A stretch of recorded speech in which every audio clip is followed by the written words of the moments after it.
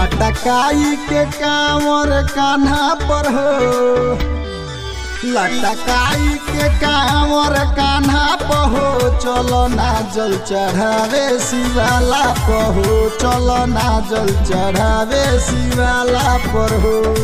लेके कान्हा पर कांवर गोरे गोरे, लेके कान्हा पर कांवर गोरे गोरे, चल भौजी दर्शन कल भोरे भोरे, चल भौजी दर्शन कल भोरे भोरे।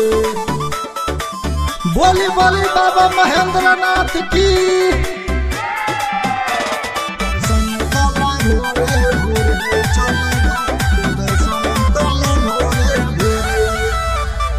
जब से सवनवा आई गइल बा, मनवा हमार बौराई गइल बा। बोला शंकर भगवान की। जब से सवनवा आई गइल बा, मनवा हमार बौराई गइल बा। पीके गाजाया भांग भौजी थोरे थोरे, पीके गाजाया भांग भौजी थोरे थोरे, चल शिव के दर्शन कल भोरे भोरे, चल शिव के दर्शन कल भोरे भोरे, दर्शन कल भोरे भोरे। से बोली बाबा बैजूनाथ की। चल शिव के दर्शन भोरे भोरे।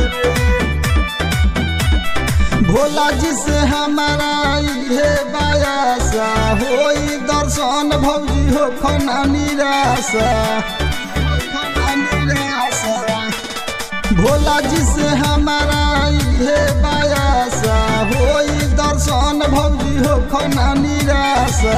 कहे उदय उजाला थोरे थोरे, कहे उदय उजाला थोरे थोरे, होई भोला के दर्शन भोरे भोरे, होई भोला के दर्शन भोरे भोरे। से बोली